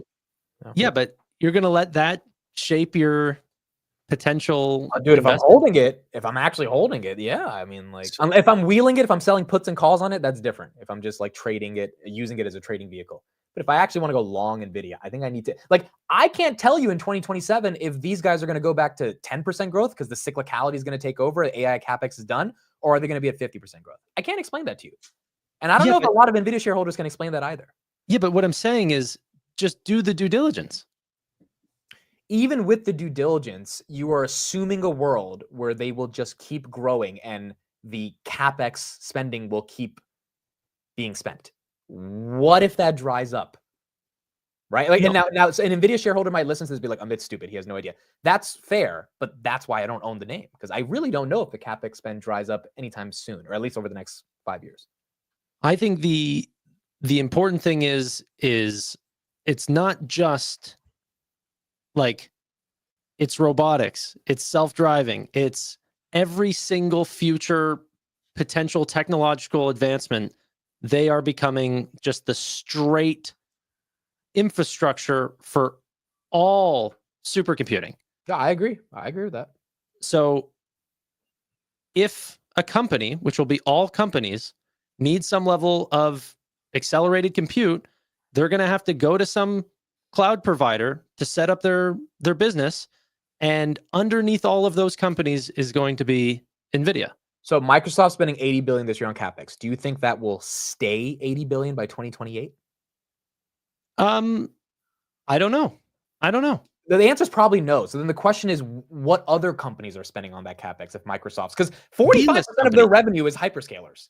But the B-list companies will then come in to also buy because they don't want to be on directly under ownership for Microsoft. So ByteDance will come in and spend what they say $8 billion on NVIDIA GPUs. Maybe not anymore. If TikTok gets banned, they don't need Yeah, you're right. You're right. But they're not going to be the only ones. I get your point. Yeah. And so all the robotics companies, all the drive companies, all the professional visualization stuff that Palantir likes to hype themselves up on these digital twins, which will be, in my opinion, owned and operated by, through NVIDIA software, because this is how kids are coming out of college. Kids are coming out of college knowing CUDA, and they're going to stick with NVIDIA. I don't see how they go away. Dude, I don't see how it slows if yeah. I was saying on my show the other day, last night, I was like, I kind of feel like just buying 10 shares of every Mag 7 because I agree with your thesis, even if I can't fully explain it as well. Skip Apple. Except for fucking Apple. It's like foldable iPads. But I agree. I mean, you're right? Like all the little pushback I'm giving you is more so just me not having fully been like, okay, I'm just ready to go long, which is why I'm giving you the pushback. But you're right. And so if that's the case, yeah, I mean, I can't see a reason why not to go long on both of them. Yeah, this is another aspect that this was Sherwood, a Robinhood owned newsletter. Yeah. But I mean, they have actually really good charts, and I like them. So more U.S. data centers are under construction than ever, and you can just see what they have in 2025. I read a number of articles too when I was in Arizona. They're building a ton in Phoenix right now. It's actually causing power problems, which is not humorous, but it's a little bit funny. Just like that insatiable demand. And I don't think like 2025 is just going to start plateauing. So Roy, why don't you own NVIDIA? Because you and me are in the same issue. Like we both get it, but we also aren't ready to like full on. I'm thinking about it. I'm thinking about it. I watched a good chunk of that Investor Day. I missed the first little bit, and I need to go back and watch that. It was impressive, and it's an impressive company. Jensen and Team NVIDIA, they tend to continue to innovate. That's the thing. They're like Robinhood, where they have, what they built, other people can copy and emulate and try to catch up, and then they just keep actually even accelerating. And so it's really tough to catch up. And even the price points. I don't know if you saw the price points in some of their new cards. I don't know what AMD's like. I've not built computers and I've not worked on computers in a little while, but they were a lot lower than most people were expecting. At least that's what I took from the comments. Up to the 5080 series. Then the higher end cards were more expensive. Yeah. And for whatever reason, like AMD is just, it's not a 1-for-1 comparison with NVIDIA, but they probably have the greatest overlap of any company out there. And they're just struggling. It's not just a stock. Like there's real reasons why AMD is not doing great. But I'm thinking about investing in NVIDIA, and it's tough because I'm like, I like NVIDIA. I think I like Amazon a little bit better. And then there's a couple other names that I'm looking at, and I'm probably just going to do one new position this year, unless I'll exit something completely. Then I'll, maybe go in twofer. But it's not. That'll probably be maybe April or May when I'll have some funds ready to allocate to that. Right now, I'm just DCAing, and I like to have a very concentrated portfolio. That's the other thing is I've seen NVIDIA, like sell off and tank to the point where I'm like, man, it's actually very attractive here. Instead of just normally it's attractive, it's nice, but it's like, oh, this is really. But so like what 120 gets you? Oh yeah, absolutely. So what's the difference between 120 and 130 for you psychologically? That's so challenging to get through. Because it's the same thing I struggle with. I feel so if I narrowed it down and NVIDIA was the one, and I'm like, okay, NVIDIA I think is going to be the best bet. I don't care if it's 120, 130, 138, 142. I'll just buy it because I know I plan to hold it a long term. And Tanner's right. Like I just don't see, there will be competition. Like the only thing, there's a few concerns. One is like you raised, Amit, that they're going to have harder and harder comps. And eventually, some of the demand for their products will be satisfied to the point where they just don't have. They'll still have growth, but it won't be as insane as it was before. But they're not priced ridiculously right now, so that's okay right now. They're moving away from the risk there, but there's a Taiwan risk certainly, and of course. I think regulation was one of those risks that is going away with the Trump administration, so that's a good thing. And of course, competition. And part of that competition, he made those comments on quantum computing, which they've actually absolutely tanked. I don't think this is the case, but I know it fits on like the size of this pinhead on what I know about quantum computing. So let's say hypothetically that Jensen, I don't think this is the case, but let's say that he's thinking, okay, quantum computing is the one area that we really can't do anything about. And if the world goes this direction, we're going to lose a lot of what we're actually doing right now. We're behind. And so let me throw out something out there that will tank these people, that'll get the focus off and will get us time to build that up. Like that's stuck in the back of my mind. I tend to believe him, what he said about quantum computing being a lot further out, just because it seems like it's something that's very, very difficult and hard. And it's weird that all these other firms, including Google, have seen theoretical success with it. And even Google's was like, it was amazing, but it's not like it's not right there, not next door. But that's, I think, the other risk is that there's something, not even necessarily quantum computing, but there's something else out there that pivots this in a completely different direction that NVIDIA is not there already. And that's the one place where I see that. Potentially. Most likely not, but potentially. I think what's really interesting about the play for Palantir, if you want to say, is the intellectual property or whatever of the building for 17 years before they had a product that they were really like excited to go to market with. And that's really hard to try to catch up and beat because you have a decade plus of learning there. But that is NVIDIA on the software side. CUDA, go back and look whenever they started that project. It was like 2013, 2014. Like it has been or even potentially even earlier. It has been in development for a very, very long time. They took a massive investment that didn't pay off for 10 plus years, and now it's paying off. And this is why everyone with all their super bullish talk on AMD, they cannot catch up to the software side, and they're having to go to external partners to say, hey, can you help us on the software side? Because we don't even know what we're doing. And you think AMD is not a buy the dip at all here, Tanner? I'm not saying that. I'm just like, it might be. They're so freaking cheap, but like it, I don't know. NVIDIA, I'm just like with Tesla, will Tesla and Rivian and Lucid do well? Maybe. I like buying Tesla. I'll buy the winner. NVIDIA is the winner. Yeah. And the nice thing in this industry, like we could argue like HIM's different name. You guys don't own it. That's fine. But I'm like, I think it's the winner of the space, but I think so. I don't know. So we need years to be able to determine that.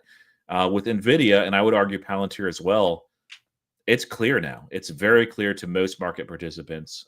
And it's not, even if NVIDIA was at an all-time high, like if I was convicted, and I might go this direction of like, okay, out of these names that I'm considering, I have the most conviction in them, I'll buy it at an all-time high. A company like that, that's fine. Like I'd be careful, like if it was trading at like $300, $400, I'd be like, okay, maybe not, because there is a price, to everything. But the price, like whether it's up or down 10%, 50, whatever. I plan to hold this long term, and it's nice to get it at a cheaper price. But I'm not going to, because I've made this mistake before with Tesla, missing the entry of $101 by a single dollar. I've sat on my hands and waited, and instead I started averaging it at 140, 145. So. No, if NVIDIA is the one and it's only based on conviction, and I mean, I would say that's probably a 33% chance that it's NVIDIA, 33% chance it's Amazon, and 33% it's one of these other few names. So it's not unlikely.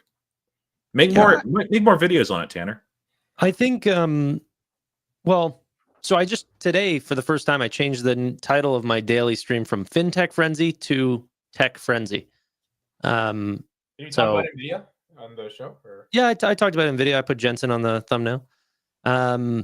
Actually, what's funny enough, although I talk like a lot about SoFi and everything, my number one video on YouTube is an NVIDIA video. By like a long shot. Yo, what if tomorrow you pivot your channel to NVIDIA and you just go straight NVIDIA, and then all the SoFi people are like, fuck, he left us. And it's like NVIDIA. There's a lot of really smart people that cover NVIDIA, like people that are way smarter than me. That's why I never really did it, because I don't actually have a lot to offer a lot. Like I find my investment greatly in NVIDIA has been the total addressable market. I knew early that semiconductors were going to be in everything. It wasn't a bet on AI. It was a bet that my freaking pillow was going to judge my sleep, and that was going to have a GPU in it, and that my microwave was going to have a semiconductor in it. And like every single thing is going to be computerized. And that was my idea. But it just turned out that was artificial intelligence, and like that wasn't even a thing back then. It was gaming was by far their largest sector, and then they were divvying off into other projects. But like now it's data centers, and gaming is a small part, and like people skip past that part in the earnings call to get back to the data center and AI talk. I think when it comes to AI, we've got to remember. In my opinion, it is 9 p.m. in the AI party that goes to 4 a.m. Yeah, so why would you not have a position? In what world do they not take a larger share of the overall? Well, I mean, they don't even have to take a larger share, but if the market size continues to grow, where do they die off? Dude, it's just hard because I don't understand the actual cyclicality of the business. Because to my credit, NVIDIA has been incredibly cyclical in the past. We've seen the ups and downs of it. And so I don't want to be the bozo getting in thinking that it's not going to be cyclical, and then something happens and it becomes cyclical, right? Like that would suck, because then all these price targets that are based on, every bank has them at 190, 200. That's based on sustaining this growth. They're at 3.5 trillion. To get to 5 trillion, which wouldn't even be a 2x from here, they've got to do a lot more growth to get there. And that's another thing. I think Palantir I don't think Palantir definitely deserves to be at 170 billion or whatever, but from Palantir to go from 150 billion to 300 billion is easier to me to see than 3.5 trillion to 7 trillion on NVIDIA. Really? Does that kind of make sense right there? I mean, that makes sense, but it's, in my opinion, like I think that's what people get caught up in. They buy all these second order plays from Tesla. Palantir is not second grade. That's I mean, Palantir's a winner. No, I'm not saying that. I'm just saying you're looking at a smaller market cap and saying, well, this is why it's going to grow, even though it's not like a 10 peg growing 30%. I get and you're that, saying, well, it'll be harder for the company growing at 80+%. I don't know, but I don't know if Palantir is as cyclical as NVIDIA. That goes back to my question. No, it's not. It's a business to business. It's a SaaS business. And I know you're saying NVIDIA has software stuff, but dude, software is 1 billion of the 30 billion of revenue they do every quarter. No. CUDA's 1 billion, if I'm not wrong on that. Yeah, but the reason why they're able to sell the chips is because CUDA's the background. Yeah, so what happens when the demand for the chips potentially slows down? That's my question to you. In 2027, 2028, 2029. Yeah, I mean, I think that there's going to be, I think the diversification will increase. I think the drive platform, like Jensen just said at CES, will be $1 trillion+ industry. Then on the back of that, you have robotics coming after it. These are the biggest, largest order shifts in history. This will be a 100x play for me. Okay, so just to get it straight, because I'm not saying I disagree with this, but your argument is, let's say CapEx spending goes down significantly from the hyperscalers. Your argument is autonomy and robotics is what's going to keep NVIDIA from being not cyclical over the next 5 years. Well, I don't whenever I hope what you're saying, that you're not saying that the GPU spend will go to zero. You're saying it might not continue to increase. Microsoft's not going to do 80 billion for the next 3 years, is my point. Well, I mean, I don't think that it might not. I think that it might not increase to 100 potentially. But do you think they're going to stay at $80 billion a year, dude, when they're already working on Yes, because I think governments are backing this idea as well, that this is an AI Manhattan Project race. This is the race to the digital nuclear bomb, and governments are going to back that. They are currently. That has nothing to do with the fact is Google with that is working on their own because GPUs. they are the U.S. companies that are fighting. No, I get it. have superiority in AI. I get that philosophical argument, but if we get into a little bit of a recession or there's some, hiccups in the economy, Google, I don't think is going to need the best generation of the GPU versus like making sure they shareholders have capital and they can buy back. You know what I'm saying? Like they're going to make hard decisions, and I don't think they're going to get the very best GPU unless all the hyperscalers are doing it. But if all the hyperscalers are scaling back because maybe we get a little recession or a little bit of a general volatility, how can you guarantee NVIDIA makes up the revenue from robotics companies? Which, by the way, some of the robotics companies are not going to use NVIDIA, like a Tesla. And what if Optimus? What if Optimus wins when it comes to robotics, like really wins, and the other guys are such D players that whatever money they're giving to NVIDIA is not really going to be substantial enough to compete, or with autonomy, right? I think the company that has the most amount of data coming in is the one that's going to win. And NVIDIA, as being the player across all of them, is going to win against the single player that's doing their own solution. No, but Tanner, I feel like that's a contradiction. Tesla has the most data when it comes to FSD. Why would NVIDIA get all the money in the world from the other OEMs when their synthetic data to train on autonomy will never be as good as Tesla's real world data? Let me fill that. I don't know that FSD will translate to the bots necessarily, but I think Tesla does have a big lead there. But the nice thing with NVIDIA is they are killing it in so many other areas. If that doesn't matriculate for them, that's fine. No big deal. No, but the problem is if that doesn't matriculate for them and the hyperscalers slow down CapEx, it's done. Like it's GG, Well, it's over. That's the point. I don't know that would make much of a dent in the hyperscalers. Like the demand is insatiable at this point. Eventually it won't be, but I think we're a ways out. Dan Ives playing that clip again. Like it's in the early stage. Like why don't you buy NVIDIA then? I might, Amazon's ultimately going to win and benefit from that. No, but that's what I'm saying. You just said that the demand is insatiable, but you don't have it, which means if Tanner's right, if they're going to keep growing at 50% for the next 5 years, everyone on planet Earth should own NVIDIA, and there is like objectively no question about it. So we know that, barring something crazy happening, which is very, very unlikely, like a 1% chance NVIDIA doesn't go up, and go up pretty nicely over the next 10 years. Anything can happen in the next couple of years. The question is, so I have a very concentrated portfolio, and I want to invest in things that'll outperform. I don't always get it right, but I've gotten it right a lot more than I've gotten it wrong. NVIDIA it performed extremely well last year. Palantir outperformed it, but I think it was maybe third or fourth in the S&P 500, at least in November. It may have changed in December, and of course that's on top of an already great year the year before, just like Palantir. At some point, and I think that we may be there where a lot of stuff is priced in, that it'll grow. The comps get harder, the growth gets a little bit harder. I think we might be actually a little bit of ways from that, but not too far.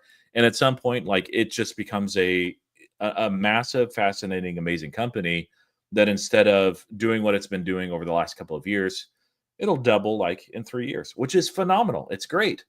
But if there's a company out there that I'm like, okay, I think that this will actually do a 5x in 5 years, I'm going to go with that company instead.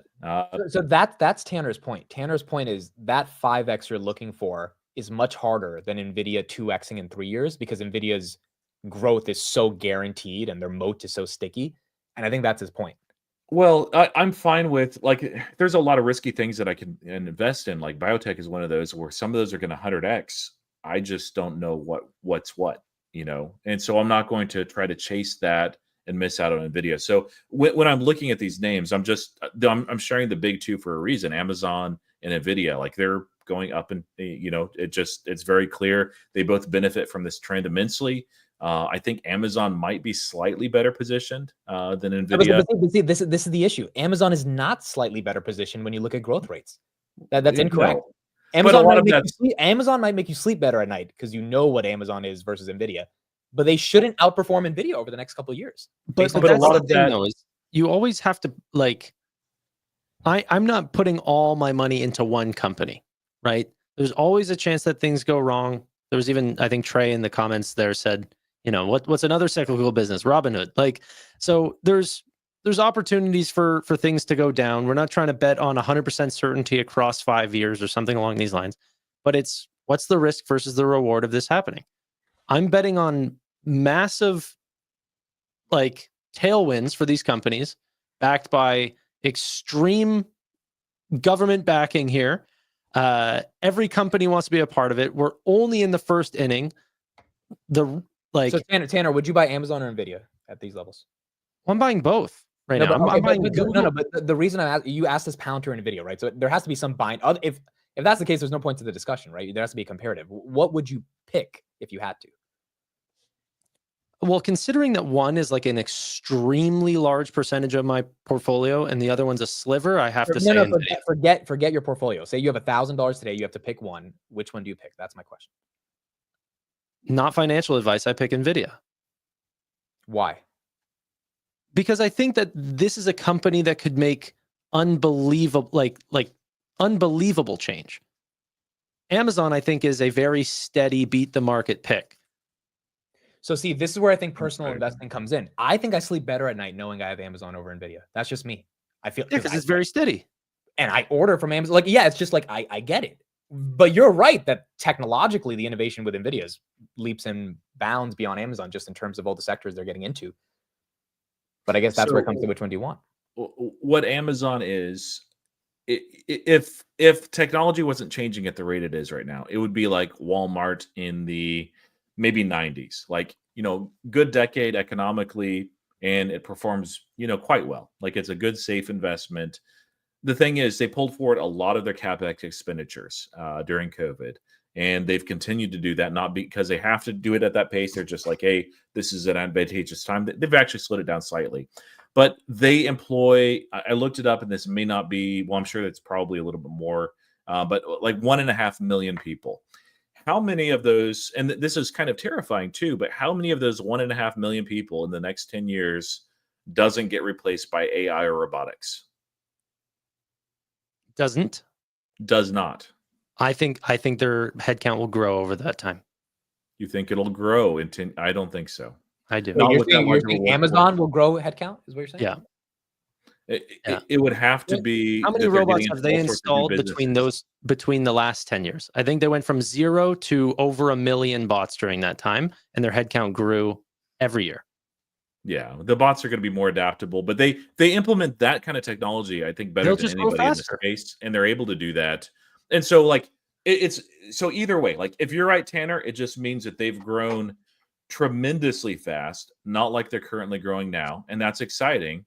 Or if I'm right, they've grown fast, but they don't need as much human power, and so they've doubled, tripled, quadrupled, 10x their workforce with robotics, and supplementing as they go on. Who knows what regulation is going to be like and how all that works, but that's going to be much, much cheaper.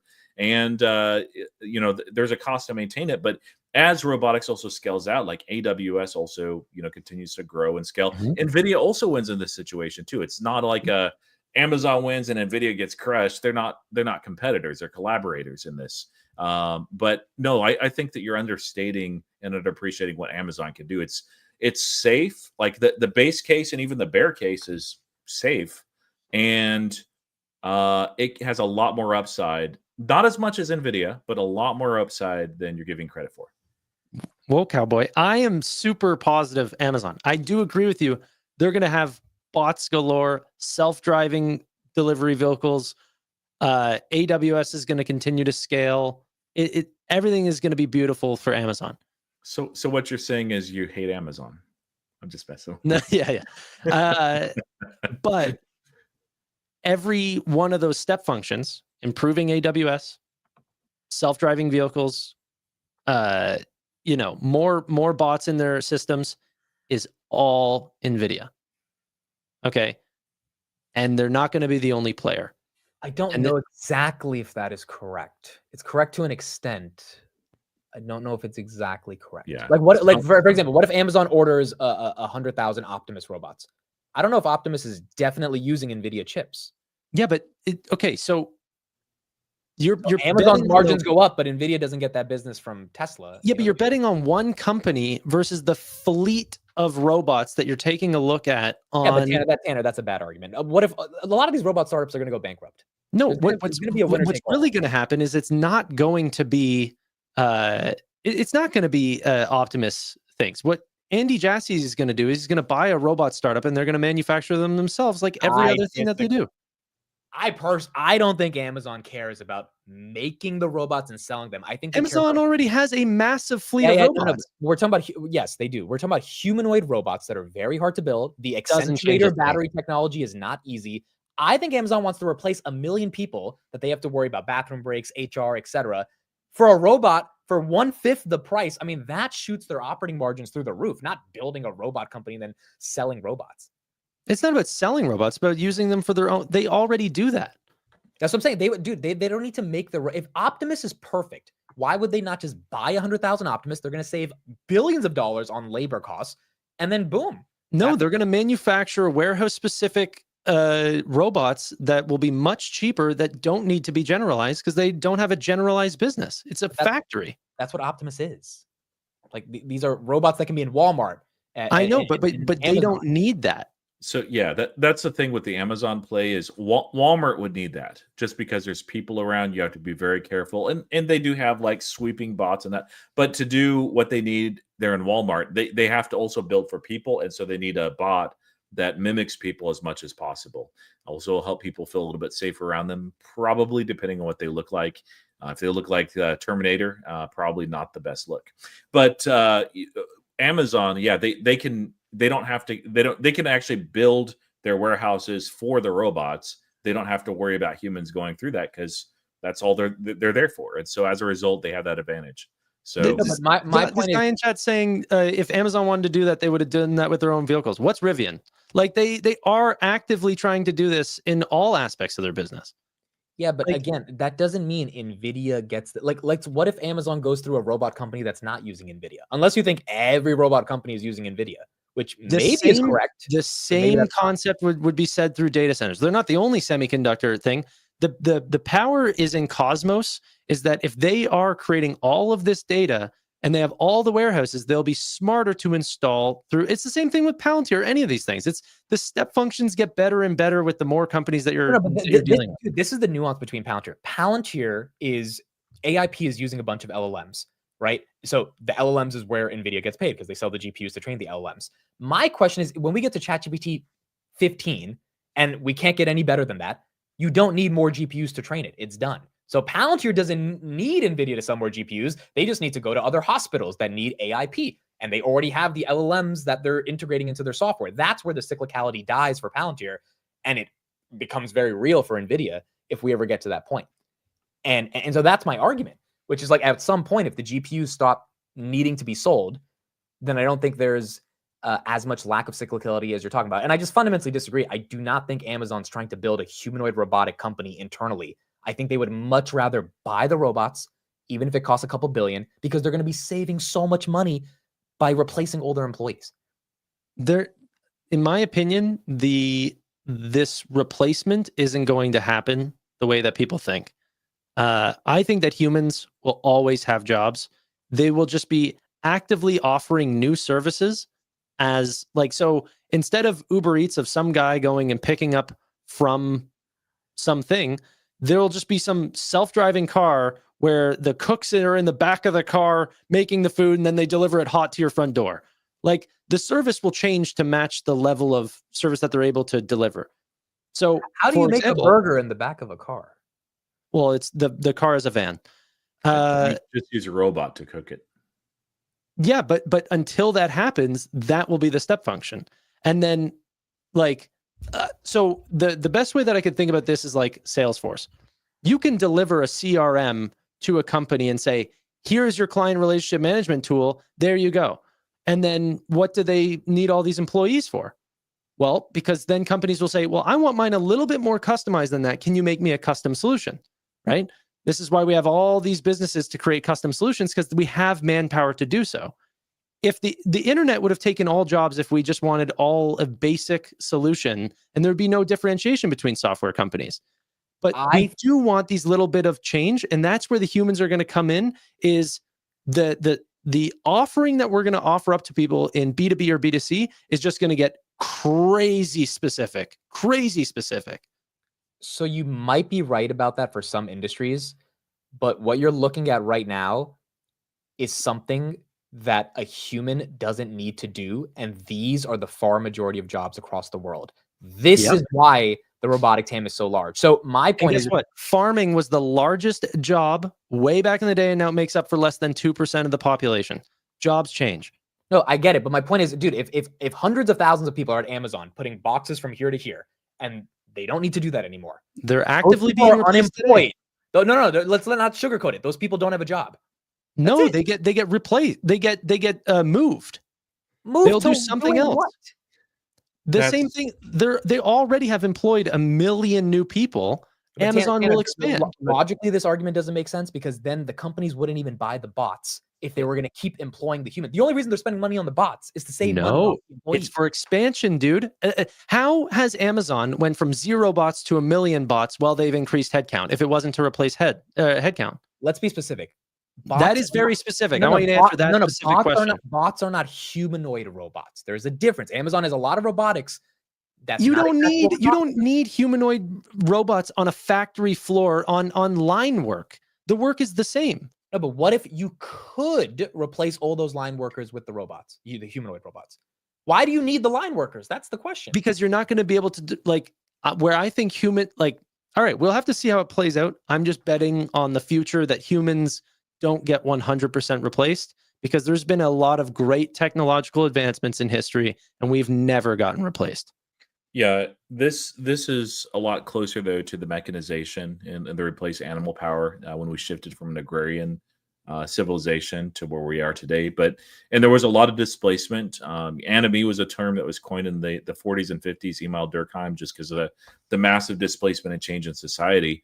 And I think that we'll see something like that. And the reality is, Tanner, they're in no disrespect to somebody that's like stacking boxes or packaging or doing something like that. And I know a lot of that's automated with Amazon. I've done that job before. You know, when I was first married, I did something very similar. We won't need that job. That job will go away. But a lot of those people, so bots get, in this scenario, bots get good enough to replace a lot of this manual labor stuff, whether it's software, whether it's hardware. And I think that the technology does advance to that point.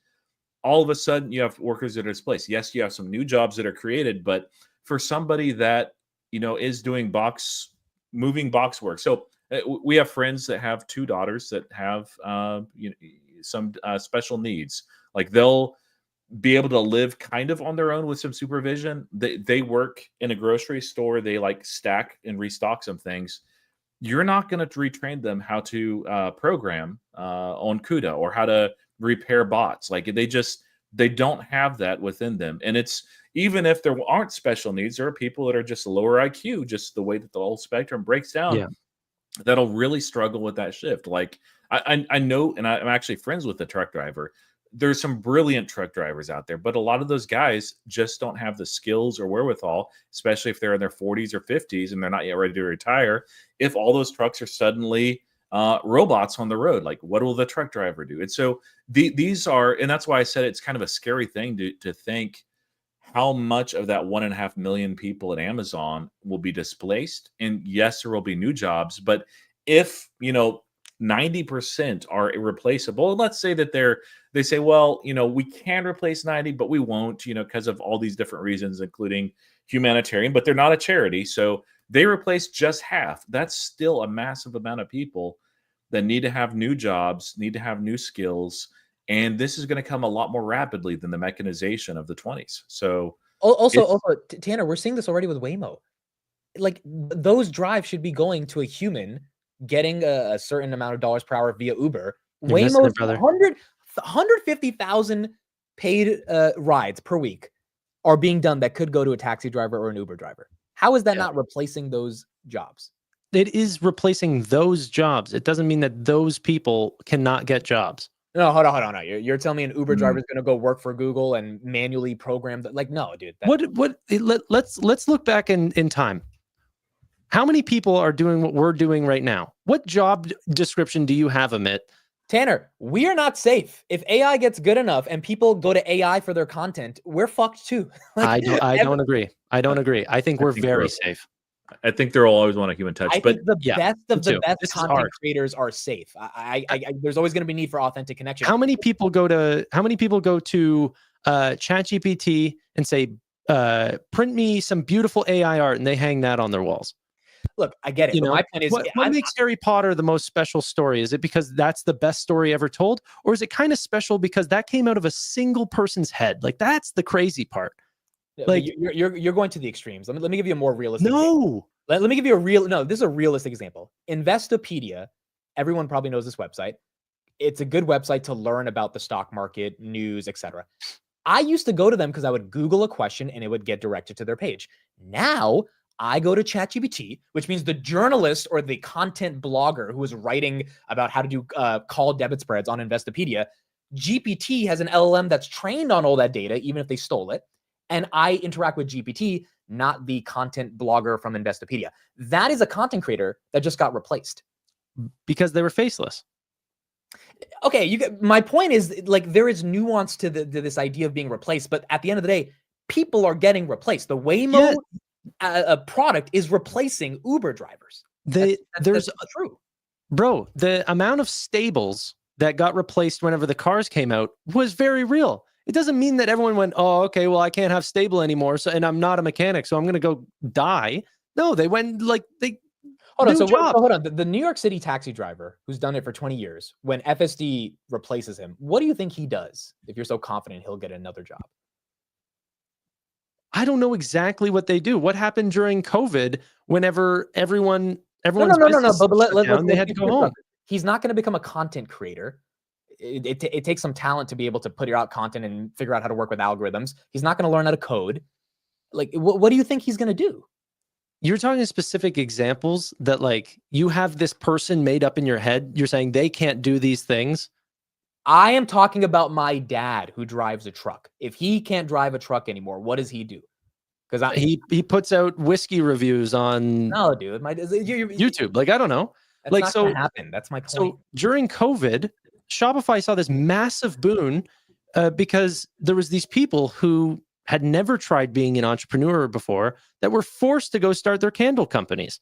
Like, I don't know what people get into. Tanner, I don't know what world you live in or what weed you're smoking in California where you think people can just start a candle company and become an entrepreneur when they've lost their job. That is not the average. It happened like crazy. People have to survive. Let me interject here. And so I think that we're actually closer to the horses and oxen, the mules. This is the horse population, the U.S. equine population during mechanization of agriculture and transportation. So what's happening is back there is a replacement of animal labor and some human labor with mechanical labor. Now we're seeing the same thing with AI and, of course, robots as well, replacing and displacing human manual labor. And so the question is not like, what will some brilliant guy that just happens to be a dock worker do if his job is displaced? Most people are in those positions just because that's what they could get at the time, or they're just temporarily there building for something else, or, you know, they just have limited skills and that's reality and it's hard for them to change. And so over time, that population of horses collapsed from, 25 million in 1920 to now it's 2 point something million. I saw as far as with modern day. I think that's accurate. And that doesn't mean like people will be dying off, but that's basically showing manual labor jobs, what can happen as this builds out, and it'll build out much, much faster than this mechanization because it takes a lot. Things just happen faster. I think you're being. I'm not saying, like, you guys are saying that you think that I don't think things are going to change. Things are going to change very quick. I use the horse example to my, like, all I'm saying is unemployment is very low, even in a world where we have completely destroyed so many jobs through automation. The internet has automated so many jobs away. Well, not necessarily. The internet has provided democratization for people to then use the internet as a platform. We are talking about a different type of revolution. We are talking about the person who has for 30 years moved a box from here to here doesn't get to do that anymore.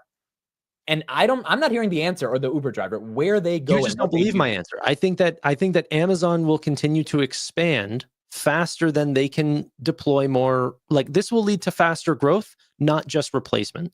So those people will work in other areas of the factory where the robots are currently working in other areas. And then they will come up with new services that require immediate deployment of humans to know those jobs rather than robots. And But then a once lot of those it's the physical labor that's being replaced, and not everybody is going to be able to do some mental That's my point. task. That's my point, If Tanner. it's We got to think about the average worker. Like, so I know, like, one of those things that were cited, and I thought it was the dumbest thing, like a couple of years ago. People are like, well, you have this fleet of robots and people would be managing it. Yes, true, good. But not everybody can do that. Not everyone is equipped. Not everyone is trainable for that. And they're like, well, there'll still be people that will need to repair the robots. Why would you not build a robot when they get this good to repair the robots? You absolutely would. And so this manual labor is what's being replaced. And just like it was with the milkman, just like it was with the guy that delivered ice to the ice boxes, the new jobs were created, yes. And I don't know that as many jobs will be created at this point, because basically we're talking about the potential of all manual labor, and not just physical manual labor, but the manual labor on copying data over from here and analyzing it, looking at that. That's replaceable potentially by AI and by robotics. And so but even if it is a one-for-one replacement, you have plenty of milkmen who are 40, 50 years old and just have limited skills, maybe limited IQ, that, some of those will still have some things that they can do. Maybe, Walmart greeter, like, that's not going to be a robot ever. They need that for the human touch. But there's a limited number of those jobs. There really, really are. And so the question is, and I don't have a good answer for this because I do not like the idea of UBI, but the question is, like, what do we do as a society if things scale that rapidly and it displaces that many people? I don't know. That's scary. It could happen for certain people. I'm definitely not thinking about every classification or rung of person. But Rashab has this comment he said to highlight: New York cab drivers will probably start owning their own fleet of autonomous vehicles. I disagree. This takes a lot of capital to be able to. Yeah. This is not the solution. And maybe I'm not being creative enough to think of the solution of where the New York cab driver will go, but I don't. That is also true. You have to give yourself some criticism to say that, like, but you're not giving me an answer to either, Tanner. So I'm not a fortune teller. I'm just saying there have been I'm not times where I'm asking you to be logically. If this guy gets replaced, you're saying he'll be fine. I'm saying how. That's it. Simple question. The same way that whenever COVID happened, people found new work as well. People have to find new work.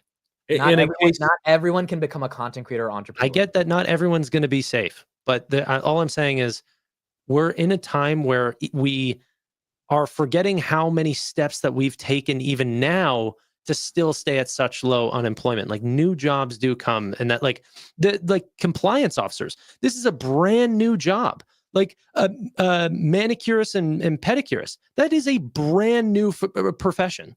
We didn't need that before whenever times were hard. But now things are real easy, so people want their nails done. Like, these are brand new professions. And robots will be glad to take that job too. But in case anyone is misinterpreting us, and I don't see anyone in the comments, but watching later, none of us are against innovation or technology. We want to see that, these things happen. There's just not everything is rosy and perfect in this dream of acceleration of robotics and AI. There are people that will maybe be a little bit worse off in this. Maybe even they'll be even better off. But the hard thing about a job is, at least in the United States, and I think many places in the world too, what you do is very much a part of who you are. Yeah. And that was one of the reasons why that the massive displacement that really accelerated, especially right after World War II, hit so many. Suicide rates and depression rose just rapidly, is because there's a lot of displacement. Society changed very, very rapidly, and even entire city structures just, it was a very different place and time. So there's going to be people that are hurt, but they still may be better off. But if so much of their identity is tied into what they did, and they no longer have that, man, that's just really rough for people's mental health. And so they're just like, it's not just a UBI. Like, there's probably a lot of issues with it just on the monetary economics and stuff, but I don't think that's enough alone of, like, oh, here's some money, you can survive. That's going to suck for a lot of people. There's people that don't want to work and they'll be like, hey, this is great. But a lot of people, like, they'll just be like, this is terrible. It's demeaning. I don't know. I could be wrong. So two things before we end this off. Number one, just answer some comments. This was an hour-long 5 minutes, by the way. Yeah, but you brought this up. You're like, hey, do you have any other stocks to talk about? Them against it. But I don't think this is happening anytime soon. I think this is a while away. So for everyone saying, oh, Amit thinks people will lose their jobs tomorrow. No, obviously. Like Amit hates cab drivers. We are very far away from the great replacement from happening in terms of people and robots. Number two, quarter two, right? Yeah, quarter two. Number two, I am not taking the side that productivity gains are bad. I'm actually arguing the opposite. I'm saying it's inevitable that the robots are going to take the jobs. I don't have an answer for what's going to happen to those jobs, but I'm saying, yes, like you should be invested in the Teslas of the world or in the NVIDIAs of the world if they're making all the chips, because they're the ones providing the foundational elements to replace those jobs. But those jobs are getting replaced. The disagreement between Tanner and I is that he thinks the replacement won't happen at such a grand scale. I think it will. And I don't have an answer for what's going to happen, but I do think the government or someone's going to have to get involved, because I don't think a Uber driver is going to start a candle business. Yeah. And I mean, worst comes to worst, even if I'm 100% wrong, the government might tax robot headcount, and I agree. That might potentially companies will either be forced to pay that out in taxes and then the government will pay out UBI, or investing is by far the one job that is not going away. Yeah. Ownership in these companies are going to stay private, and who knows, maybe companies will start to incentivize payout ratios and dividends over other forms of growth if that becomes the case.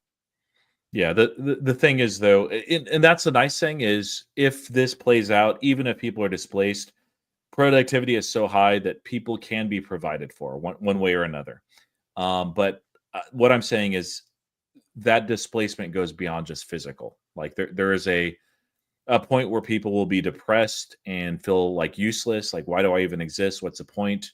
And especially when AI is just and robotics have taken over to that extent, it's like, why should I even exist? And that's not a good place to be. And there are good answers for that, but it's not. I don't even think it's something that the government can do. Something that individuals, schools, parents, friends, churches, civic figures, those sort of people need to step up. So I don't think we're ready. I'm glad. Right, I hope it's not let's wrap this up. Maybe we just end up buying Bitcoin and we all. That's right. Don't worry about anything ever again. So digital. There you go, folks. We're done. This is Hood Weekly, but we spent an hour on stuff outside of Hood. Hopefully you guys enjoyed, even if it wasn't just Hood stuff, but we covered a decent amount of it for the first part of the show. AI Weekly coming soon. Maybe we got to do an AI week. I mean, I enjoyed the conversation. I think it's good. Yeah, I think you could just get your guy, Amit, to just program the three of us to do the AI Weekly. We don't even have to show up. Yeah, we don't need to be. Look, the best content creators and people that have an authentic relationship with their audience, yes, they're going to be around. I'm just saying there are elements of content creation, like graphic designers. A lot of them are being replaced by just typing in something into Sora. That's faceless YouTubers are going to go away. Well, I mean, they won't go away, but that will be AI. Correct. Yeah. All right. Thank everybody. We'll be back next Monday on Robinhood Weekly. Bye, everyone. Have a good one. See you guys tomorrow in the market open. Bye, everybody.